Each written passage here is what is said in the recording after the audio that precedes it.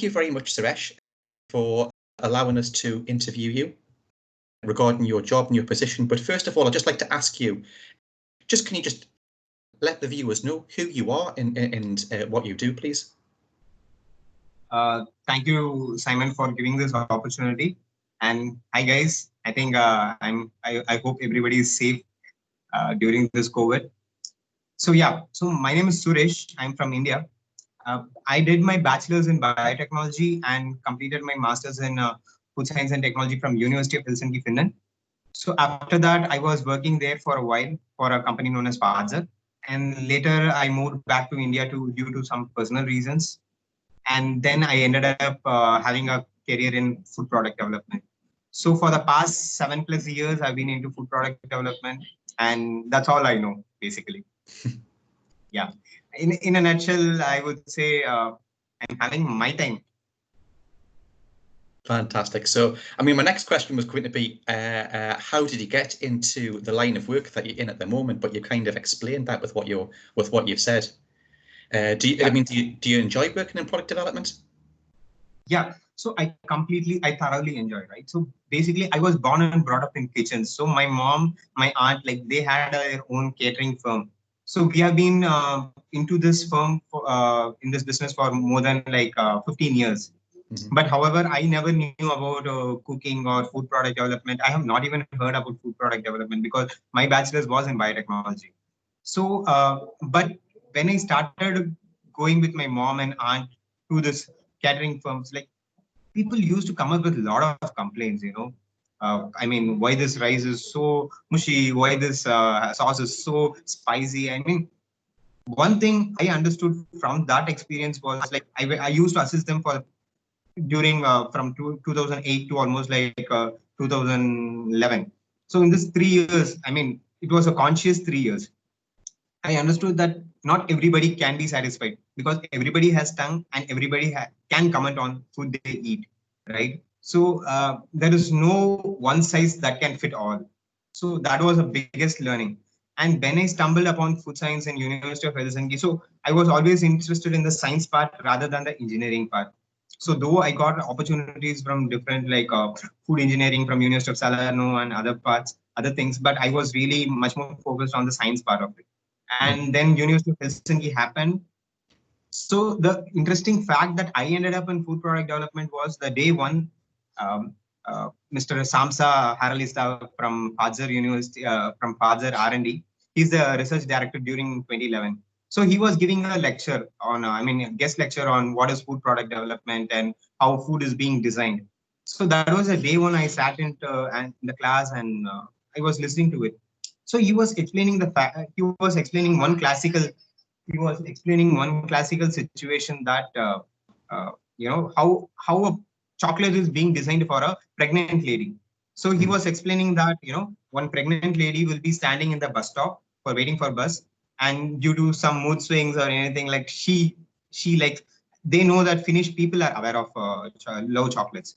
So when she opens a chocolate and she takes a bite and suddenly bus comes, then she wants to take a bite again. So how a packaging design will be developed, right? Mm-hmm. So he gave one classical example for that. So I understood that a product developer needs to think in a microscopic level. So that was one point where I really got kicked off. And then I started delving more detail about food product development, and I felt my soul was there. So that's how I ended up here. Ah, fantastic. So, I mean, in your current role that you've got at the moment, what do you find are the greatest challenges? So currently I head the R&D team at my company. My company name is Arboreal. So we are a Stevia manufacturing company. So, we have developed the pan-Indian extraction process and development. We have an in-house product development setup as well, right? So we also offer free product development solutions to our consumers, both at domestic scale and at a global scale. Mm-hmm. So there are 2 to 3 degree of challenges. So first thing is, as a startup, if you see, we have very less recognition. Yes. So, and again, in this niche setup, if you want, there are top big players like Tate & Lyle, Ingredient, and they are also Stevia suppliers. So when we go and pitch our product, so they have like, they come into doubt, right? Are you a real ingredient supplier? So there are trust issues, and this is a very big problem. The second problem is, getting the right people in the R&D team. So all the food technologists, all the graduates, they want to head for a bigger companies. I mean, that's the mindset, at least I have seen in my experience. Mm-hmm. So I mean, people are not okay to come into startups. That is a second thing. And even people are okay to work in startups, they don't have the mindset. For a startup, the typical 9 to 5 work doesn't work, and you need to work for like little bit of extended hours. That is again a challenge. And the third thing is, as a though I hit the R&D, but sometimes I need to do the marketing jobs, sometimes I need to do the production jobs, sometimes I need to do the quality analysis. I mean, it's a small team, we need to do like multiple things. Wow. So when my junior or my team member is being hired, so at certain point they need to push themselves, right? But when we hire, like, the situation could have been a bit different, right? They might have been hired for a quality position, but due to this COVID, let's say this COVID is one classical situation. Not everybody can go to the R&D and start working.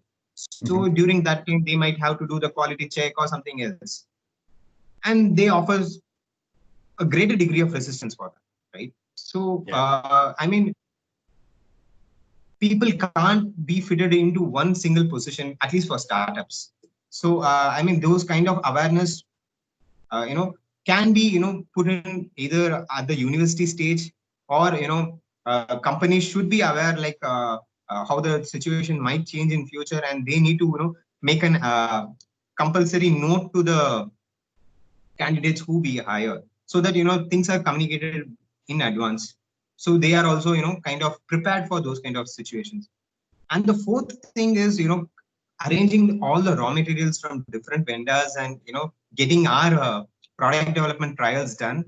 Mm-hmm. That is altogether timing is the most important criteria. So as a startup company, as we indulge in like a lot of different other Mm-hmm. non-iterated or unplanned stuffs, we tend to lose the deadlines.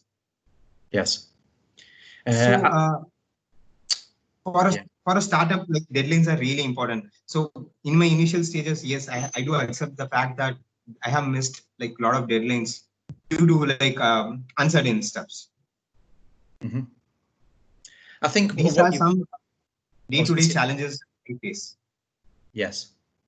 I do think what you've said is pretty much to a lot of food companies, really, not just startup companies as well, because there are times where you've got, like, big development things going on, and your 9 to 5 job role might be a little bit longer than what 9 to 5 is. Sometimes you've got to come in a bit earlier in the morning. Sometimes you might have to work later at night as well. So I do understand, that this does happen. The traditional 9 to 5 job in the food industry doesn't normally go all the time now. There is a lot of change.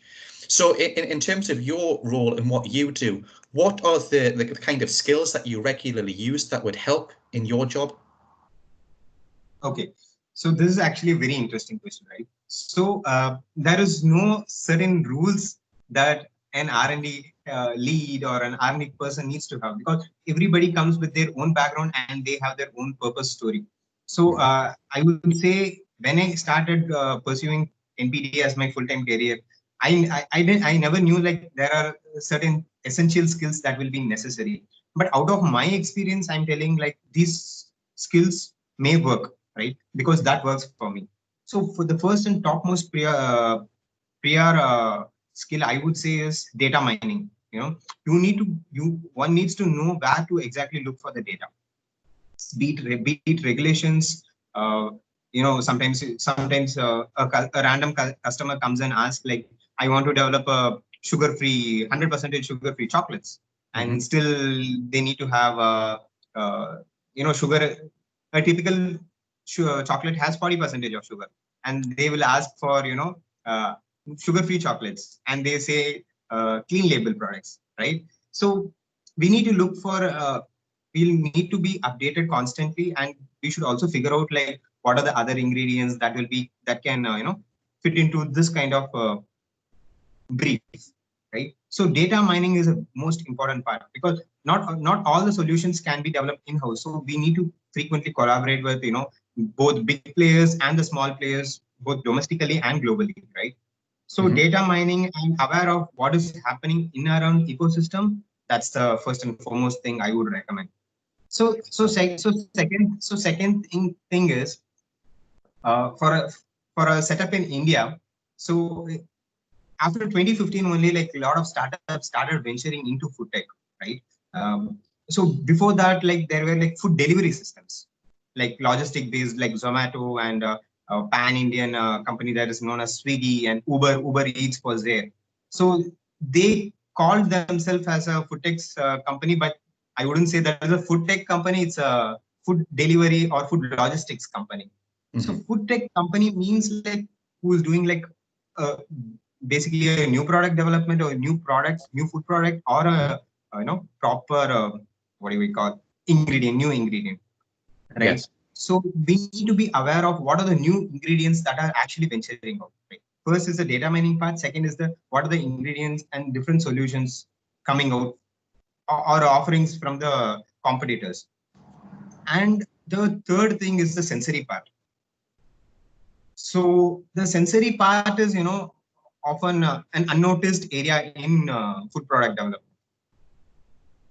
So I mean, many decisions, at least in startups, I have seen that most of the decisions are being taken in the boardroom. Just five people decide the fate of a big futuristic product, right? I think that is, I mean, that approach could have worked like before 2015 or 2016, but lately that approach is it's not working, right? So we need to understand we are dealing with next generation ingredients. I would say like currently we are undergoing food 3.0, right? So we have plant-based meats, plant-based milk coming up, many alternatives. Even for coffee, there is molecular coffee, atomic coffee is coming out, right? So for everything, there is an alternative which is coming out, and people are trying to reverse engineer everything. So I think the expectations of consumers needs to be understood at a very molecular level.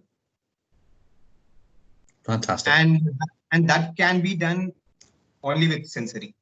So I know like there are new innovations happening both in sensory profiling techniques, and artificial intelligence is one important thing a food technologist can consider, because a lot of food pairing is happening.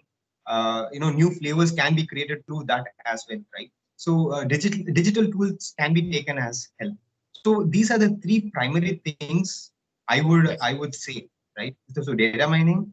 So second part is uh, look out for new offerings and new solutions from the company, because we are working on stevia. There is someone who is professionally working on inulin and phos-based prebiotic fibers, right? We can never match their expertise, because the amount of time they have given is much more lot than what we have done, right?